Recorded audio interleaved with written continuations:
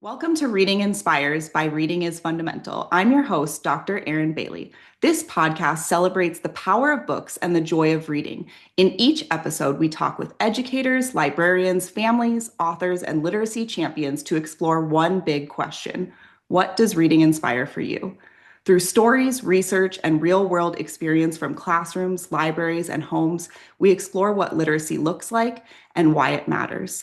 Whether you're nurturing young readers, shaping learning spaces, or simply love a good book, we're glad you're here. Let's get inspired. Today, I'm chatting with Alicia Levi, President and CEO of Reading is Fundamental, and Jack Remondi, Chairman of Reading is Fundamental's Board of Directors. Throughout this year, we will be celebrating RIF's 60th anniversary as the nation's leading children's literacy nonprofit. Welcome, Alicia and Jack. Thank you for Morning. having Thank us. you. We'll jump right in. As RIF celebrates 60 years, I would like each of you to reflect and think about what stands out to you as the most defining moments in the organization's history. And we'll start with you, Alicia. Well, thank you, Erin. I'm going to call you Erin. I hope that's okay, Dr. Bailey. Absolutely. Thank you so much for having us. Thank you so much for doing this. I think this podcast is so important, provides such great inspiration, I think, for people who have the opportunity to listen. But when I think about RIF's 60th anniversary, what stands out to me most is the scale of trust that RIF has earned over 6 decades, from our earliest days, placing books directly in the hands of children who need them most, to really becoming a nationally recognized literacy leader. We have always met children where they are and put them at the center of everything we do. There are so many defining moments, partners that we've worked with, schools and community organizations that we've had the opportunity to really meet and build capacity for. But I think that the defining moments for me continue to be every time I have the opportunity to watch a child experience the joy that comes with owning a book that they've been able to choose for themselves. And those moments never, ever get old. Thank you. And Jack, what's been a defining moment for you? Yes, well, thank you for including me in today's podcast. Alicia, I would certainly, that last statement is so true. When you go to a book event and you see the joy in the children's eyes and the emotion that they have about being able to keep a book and put their name in it, it's breathtaking and certainly stays with you. Look, I think, one of the most amazing things of an organization that is 60 years old is how much its mission has remained true and consistent with the mission of day one, right? When Margaret McNamara founded RIF 60 years ago, she recognized that there was a gap in the access to books in different parts of the community in the Washington, D.C. area, and she tried to solve that gap and close it. And that is what RIF does still today. We close that gap. We provide books to children who otherwise wouldn't have them. And through that, we hope to foster a lifelong love of reading so that they become engaged more in the literacy development of themselves, but also more active participants in their communities. And again, it comes back to the joy that you see when you hand a kid a book or let them pick a book, more importantly, that they can call their own. It's just a 60 years of a wonderful, consistent mission for the organization. Thank you, Jack. I want to highlight one thing that you said for our listeners who might not be familiar with RIF's Books for Ownership program, and that is the act of a child writing their name in the book. When I first joined RIF, I discovered something called a nameplate, and I wasn't sure what that was. So I asked Alicia, what is a nameplate? And she lit up and said, oh, that's one of the most important parts of books for ownership. A nameplate is a sticker. You've probably seen versions of this that says this book belongs to with a line. And we put those stickers inside of the books. And when a child selects a book at one of our events, they write their name in it. And that shows that it is their book to own. It is their very own. And for many of these children, that starts their home library for the very first time. So I just wanted to emphasize that. And thank you for sharing that, Jack, because throughout the years of RIF, that has been an essential component that will continue to live on. So this is something that Alicia and I have talked about in the past, the wider literacy landscape. It has changed so much since 1966, and yet some things are also cyclical. So what were the challenges then, and how do they compare to the challenges today? Well, from my perspective, and we touched a little bit on this just in the first kind of part of our discussion, right? The idea of access, right? The challenge in 1966, I think, was an amazing woman, right? Pulling a book off of her child's shelf to ensure that a child in a community that didn't have one had access. And I think that challenge still exists, but the complexity is so much more today than it was 60 years ago. I think in 1966, people just didn't realize it. It was hard to imagine that a child didn't have a book in their home. That problem still exists today, but I think it's compounded by just the complexities of society today. We have a more diverse society. Learning loss is real, right? Particularly coming out of COVID, inconsistent access to instructional models and digital inequities, right? Digital was not a component of education in 1966 or home reading libraries, but today information it delivers to children in so many ways. And the challenges today are making sure that we meet kids where they are so that they have access to the opportunities that reading provides wherever they are, so they can read anytime, anywhere. And that is different than it was in 1966. But the fundamental foundational question of, do children have access to books so they are on a pathway to be able to read proficiently, is still here today, and it's more urgent than ever. Right. I would agree with that. And I would add, the other additional complexities that exist today that are different is different languages, right? So many of our youth have a primary language other than English, or it's not constant across their classroom or even in their community. And being able to reach those children and provide books that they can relate to and participate in, particularly even with their parents, if there is a different language spoken at home, is a critical difference. And the competition of alternative interests or distractions, however you want to call them, is far larger and more prevalent today than it was, I think, in 1966. And that's everything from social media to gaming to those are probably the biggest ones that impact our children. And I think one of the things that been a positive development, I think, in the last year is a growing awareness of how much harm some of these things can cause to children in their learning development process, and starting to make some changes there. So hopefully we'll see some results.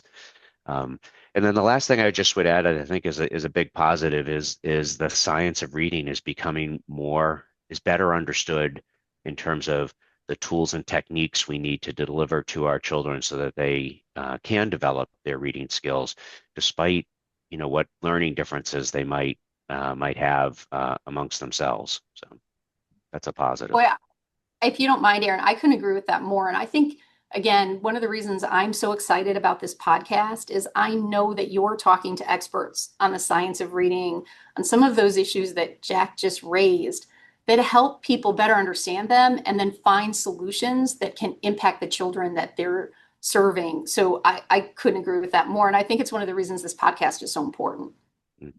I think an interesting point that you both brought up is the competing with digital technology. So in 1966, it was hard to imagine children that didn't have books in their home, yet these issues of access have always existed.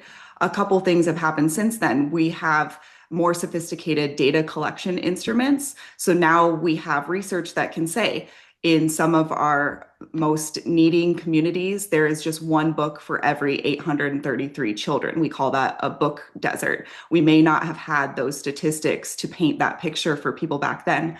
But I think the other thing that you brought up, Alicia, was back in 1966, if you gave a child a book, it seemed obvious that they would take it home and read it.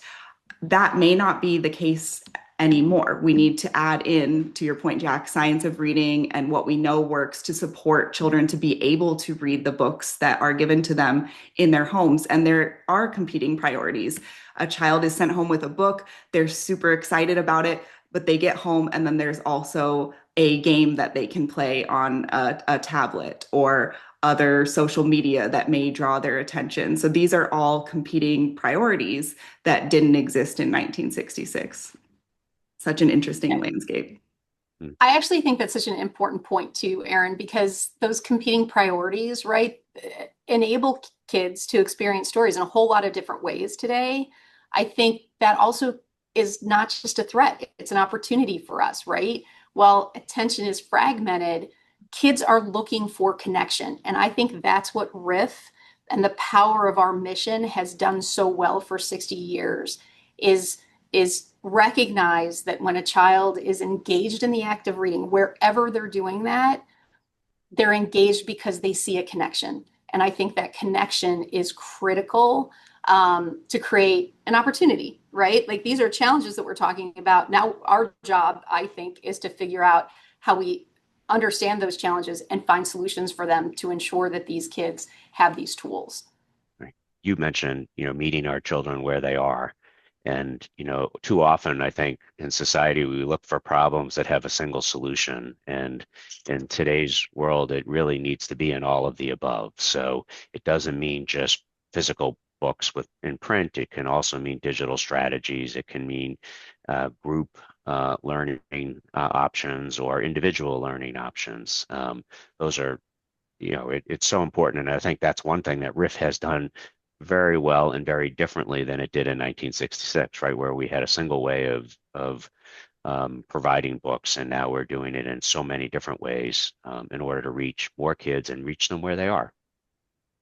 Boy, and Jackie, you even mentioned earlier, the fact that, a more diverse society means home life is more diverse as well. And when you think about even that, right, like parents who are in many cases not reading proficient themselves, might not speak the language of the books that are going home, creating that culture of reading and RIF evolving to recognize that we need to reach not just the kid, but the community that surrounds them with tools that help advance this is important as well. Mm-hmm. Well, you both have set up our next question perfectly. You've talked about RIF's ability to adapt and innovate. So you've both been around. What innovations in literacy, you've mentioned technology, program models, research support, all these things. How have these made a significant impact on RIF's work? What changes have you seen? I think, and we have been so lucky to have Jack as a partner on our board for many years. So he's also an expert in the education space. He's got such great experience to bring. He's watched this innovation, not just for RIF, but for the education community writ large. And I think that the power of RIF, lots of organizations come and go in the education space. I think one of the things that has really allowed RIF to stay relevant, because again, there are a lot of organizations that are out there that just aren't relevant. I think what's kept RIF relevant is, to answer your question, Erin, the fact that we have evolved and adapted to meet the changing needs of I'll call it the marketplace, right? Where the education marketplace is. We've stayed dedicated to our place in a child's reading journey, but we have innovated and adapted to meet the needs of the market. And that is not just about technology. Technology is the easy answer, right? Technology came around and we created technology solutions. In my view, technology is an enabler of learning, not a solution to learning. So the challenge I think that RIF took on and has done remarkably effectively, in my estimation, is we've leveraged technology to advance learning outcomes. And that's one tool in homes and classrooms and community centers, but it's not the only solution, because I think research is a critical element as well. And you've seen RIF over the years use research to inform solutions that then provide tools for the communities that we serve. So I would say it's both of those things. That's right. And, I think we have used that research and analysis and the ability to gather data and gain a deeper understanding of the reading challenges that students face. And that's led to a recognition that not all kids learn the same way, right? So, and we've developed, my programs in my timeline at RIF that really try to address some of those items and use research and data to show those impacts. Read for Success is one of my favorite RIF programs because it actually is not just about providing kids with access to books, but providing them and their family members and teachers the support materials that they need to help kids learn the skills to read. And the results of those programs have been mapped and tracked, and they are remarkable in that, as we all know, kids during the summer usually show a decline in reading proficiency when they're out of school, known as the summer slide. And the Read for Success program that operated across multiple states over several years showed that those reading declines can actually be reversed and show reading increases. So the tools are available. I take our own family history as an example, in that my son, when he was young, had struggled with reading, and we got him the resources he needed through an OG type program, and he gained the reading skills. And today he's a avid, lifelong reader, right? And those are building blocks that, had he not developed, he would have struggled through grade school, high school, college for the rest of his life. So solutions that we can help provide and help our children develop at an early age can be really life altering in terms of their educational development. Yeah. Thank you, Jack, for sharing that personal story too, to bring that to life. And I think it speaks to what I fell in love with about RIF when I first joined a little over 4 years ago, was RIF's yes and approach. Print books are never going to go away. They're always going to be important. They're always going to be a part of our mission. And we can integrate technology, and we can create books in multiple languages so that families can access them at home and still build those essential literacy skills at home.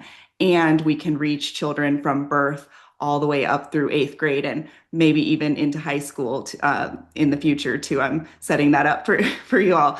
But I just love the way RIF continues to evolve while still staying true to its mission. It's a balance. It's a difficult balance to find. And I think, to Alicia's point, that is what's kept RIF sustaining over time. It's not always the flashy and the new. Those things come in and out of style, but staying true to the mission, being able to adapt, that's what helps sustain the organization over time.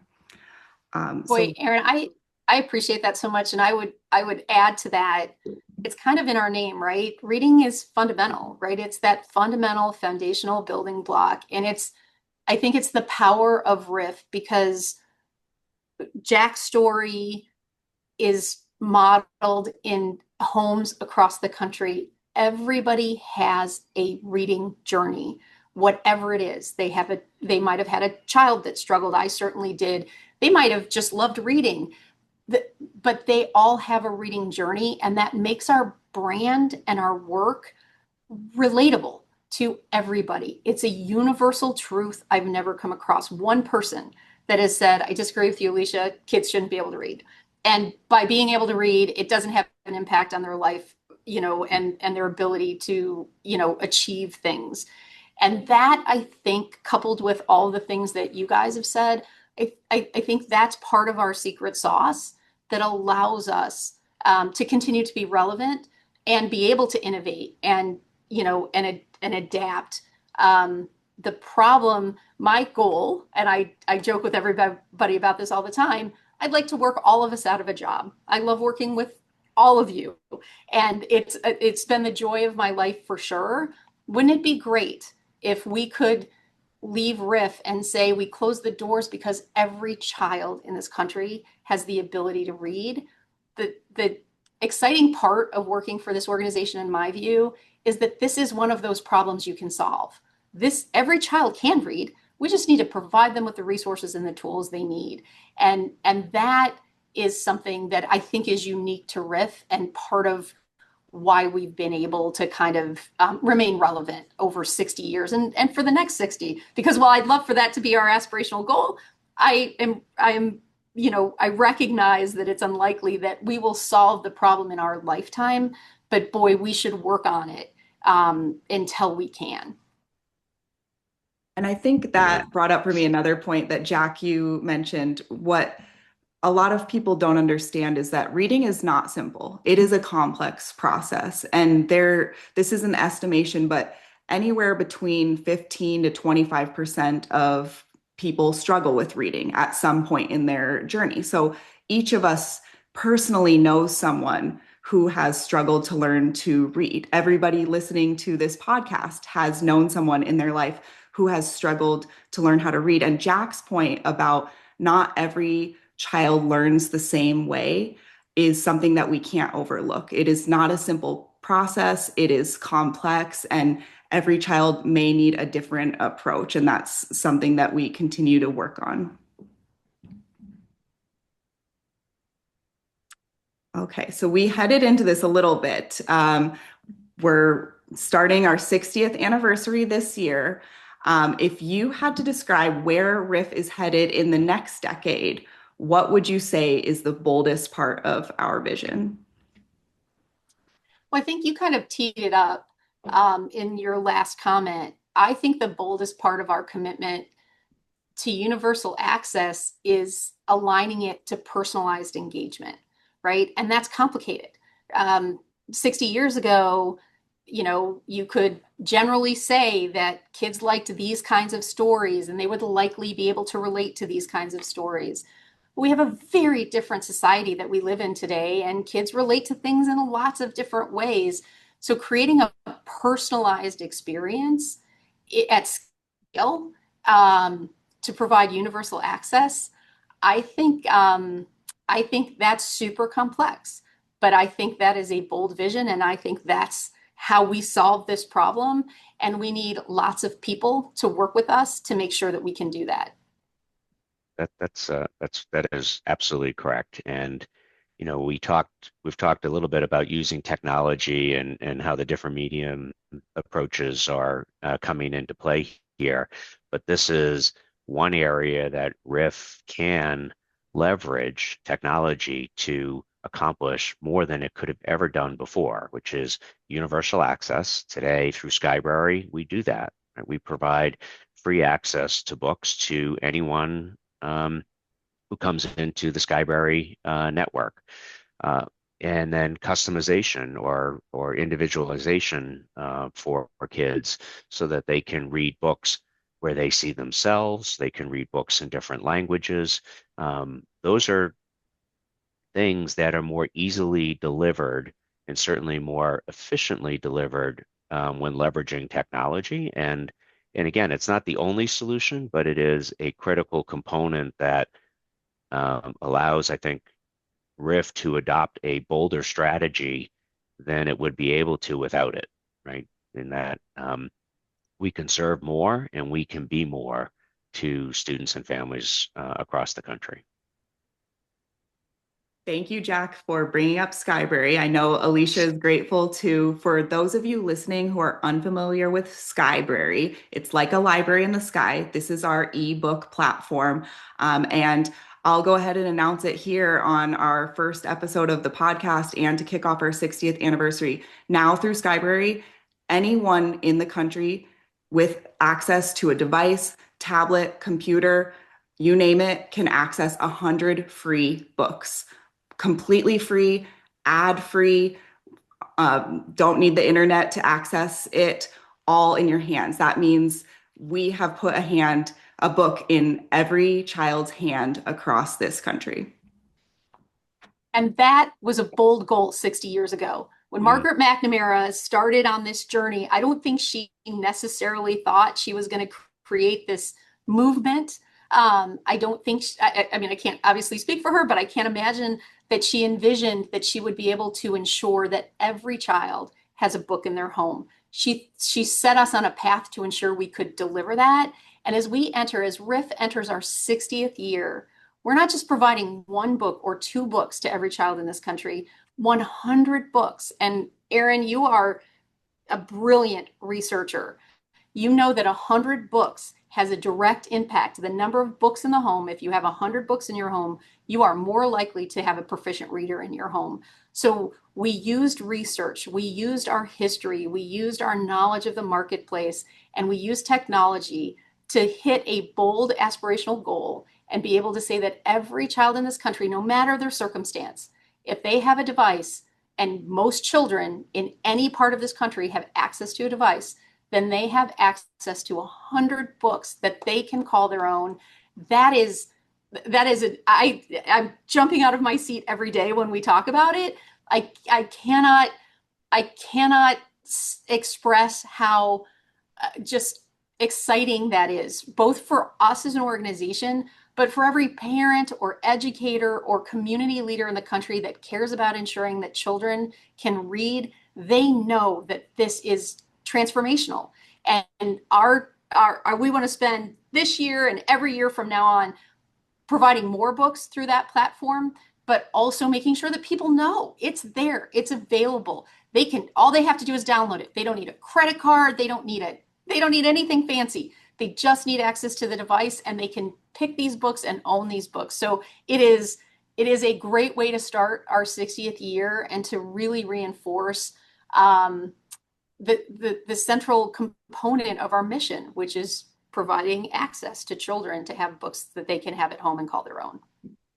If you can't tell, we are very excited about Skybrary. Check out the show notes for the link to Skybrary. Download it today. Start using it today. Just to reiterate, these are 100 completely free books that you can access anytime, anywhere. You can start to transform those 10 minutes that you're waiting in the dentist's office with your children into reading time. You don't have to worry about returning these books to the library and getting a late fee because you forgot. This is the easiest way to access books at your fingertips. So yes, we're very excited. Do you mind if I jump in one more time, Sure. Erin? If you have a struggling reader, there is a read aloud component to this. If you're a multicultural family, several of the books are in other languages. All the things we've talked about here today. How do we make sure that we engage kids? We meet them where they are. We provide them with tools that they can relate to. And Skybrary does all of that, and it brings it directly to the child who might not be able to get to a library or have access to a bookstore or have parents who can afford to buy them books or didn't have the pleasure of attending a book celebration event in one of the many communities that we support them with print books across the country.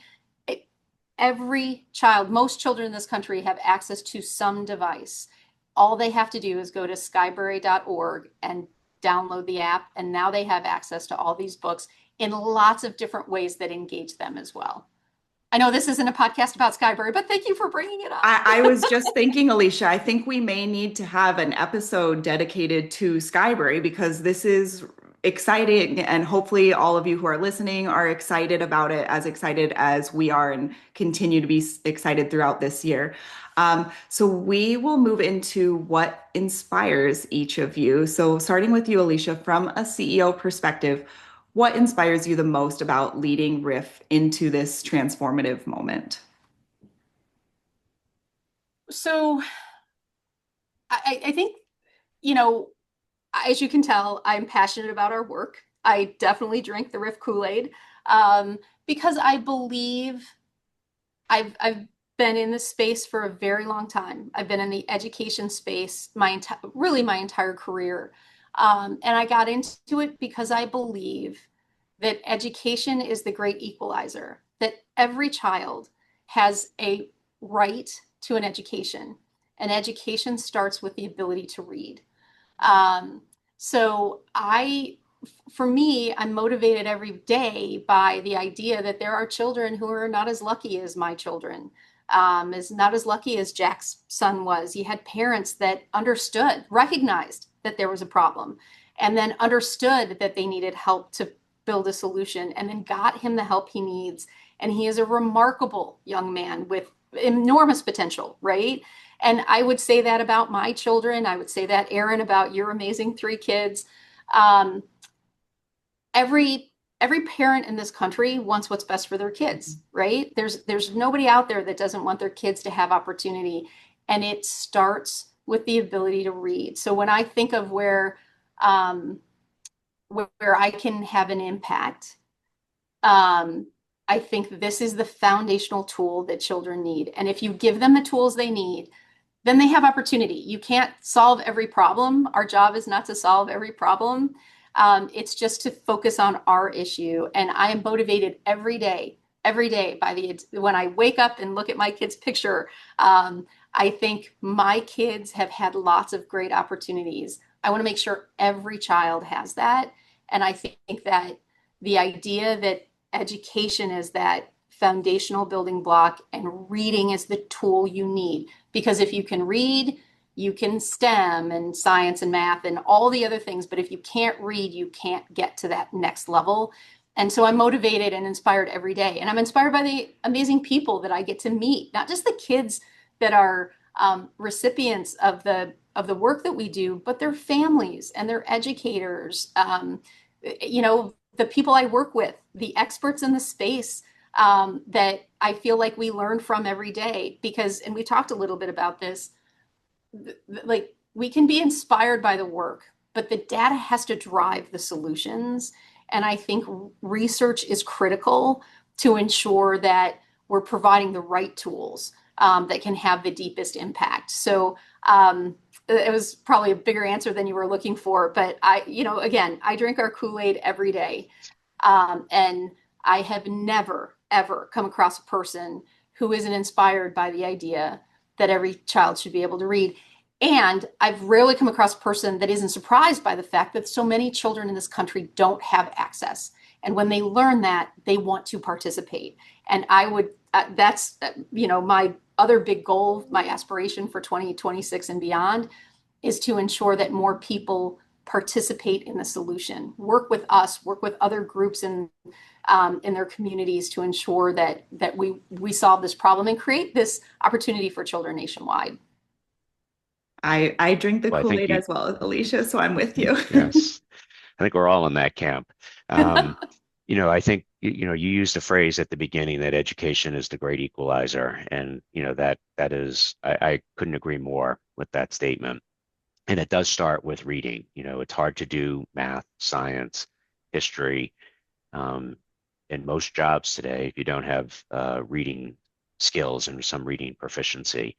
I grew up when I was growing up, my dad always had something to read. Wherever we went, he carried something to read, and it really brought that sense that you don't go someplace to a doctor's office, you don't go to an appointment or a meeting if you don't have something, or you don't go on the train ride to the office without something to read. And when I first joined RIF many years ago, that was what the reason is, that reading had such a prominent place in my childhood and continued into my adult life, that I wanted to share that with others and share that through my participation in the RIF board.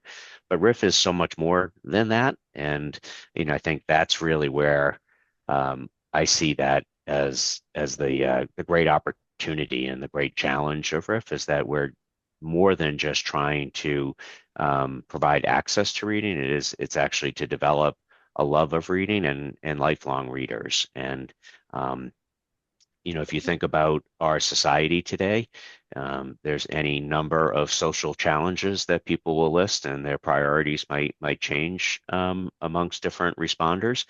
But reading is that fundamental building block that I think it's hard to say we're going to solve income inequality without individuals who have reading skills, right, and can have a level of reading proficiency. Participation in our democracy. It's hard to achieve that if a portion of our society is not able to read. So those are the things that motivate me and continue to have me play a role in RIF. And trust me, I am very honored for the role that I get to play at Reading is Fundamental, and will continue to drink that Kool-Aid with the two of you every day. I think you make such a good point, Jack. There are many intervention programs out there, and you mentioned one that you used with your son that can teach children how to read. What RIF does is unique in that we inspire children to have the desire to read. And we believe that that is the secret sauce, so to say, in creating lifelong readers and therefore lifelong learners. And doesn't everyone want to say that they are a learner from the day they are born until their final days, that they're always able to learn something new? And reading is a way to do that. So I think it's so important. I would love if each of you could share a story. It can be recent or from the past that captures the heart of RIF's mission in action. Boy, that's a tough one, Erin, because every time you have the opportunity, the privilege of working with a child who gets a book for the first time, it's they light up every time. Every day is a story. If you don't mind, I'll share two that probably stick with me the most. Recently, we did an event. It was just back to school time frame, and two, little ones. They could have been more than second grade. We're walking by the gym where we were hosting a big book celebration event, balloons, and just creating joy, right? Creating that joy, that experience where kids got to come in and then select, up to 3 books and, get all kinds of support resources. But these two little ones, second grade, are walking by the gym, and this little boy says, he's like, "What's going on in there?" And the girl walking next to him said, "It's like Christmas with books." And then all the kids are cheering. It's one of my favorite recent ones because it was just so adorable. I mean, it couldn't have been more adorable. But I think the story that is modeled at every book celebration event that we host, every story that we hear when books are made available to children, is that question that a child who had otherwise not had access to books always asks: "Are you sure? Is this mine?" And that's when that book plate becomes so critical. Yes, it's yours. Yes, you get to write your name in it. And you see that moment where they light up. And then half the time that child will look at you and say, "Can I take an extra one because I have a brother or sister?" So that they can have one themselves. Those moments, they inspire. That's what keeps me going, right? I think that's what inspires me. And even those that might not be as passionate as I can get about the mission, it just melts your heart, and it makes you realize that you're making a difference, and that matters. We're making a difference in these child's lives every day. Well, since you gave two, I'm going to give two as Good. well. And I do think, I'm going to start with a role as a participant and supporter of RIF. And when you're fortunate in life and you have the opportunity to do something to give back, and you see that when you participate in that and do give back, that it has an impact, that gives a tremendous amount of joy, right? And so my time with RIF has continued much longer than I probably ever expected, in part because I get that joy every time I participate in something with RIF. This podcast is giving me that sense of joy. Coming to a board meeting, doing something to support a RIF program at a local school. those are things that I hold precious to me. But as Alicia said, nothing can really top going to a book distribution program at a school or an event. I've had the privilege to be able to do a number of these over my time serving with RIF. Reading stories out loud to the kids, helping them select books, and just seeing that pure joy is. I don't know who's happier. I think the kid or me in that process, but it is such a great. They're such great events. They are amazing. They're truly amazing. Thank you.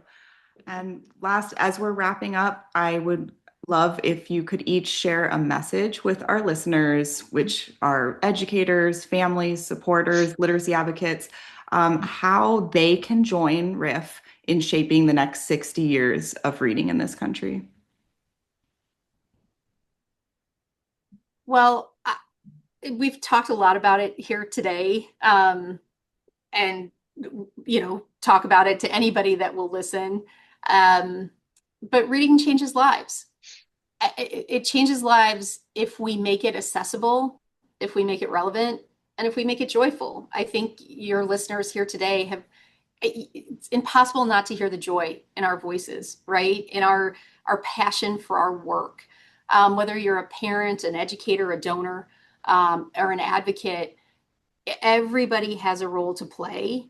But it will start and end with joy because you're making a difference. But there are such simple things. Just this idea, you heard Jack talk about, you feel it when you're at these remarkable events. A child saying getting a book is like Christmas, right?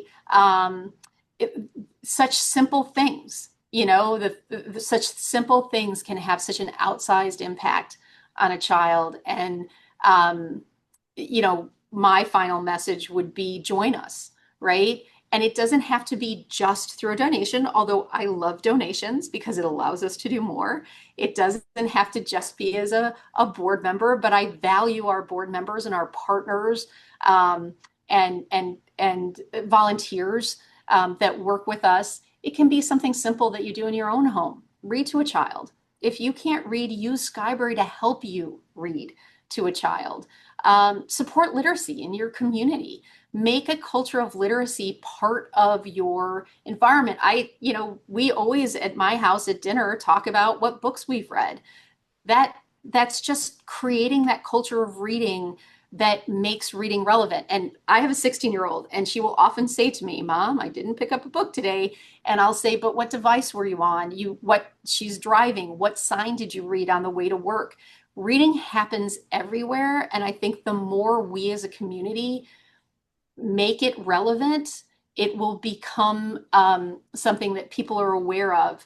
And so I encourage people to share the message, making sure that we make reading part of our everyday lives.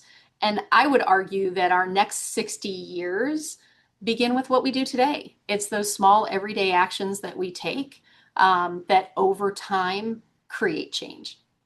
Right. So true. We're not going to change. Big problems don't get changed with the snap of a finger, right?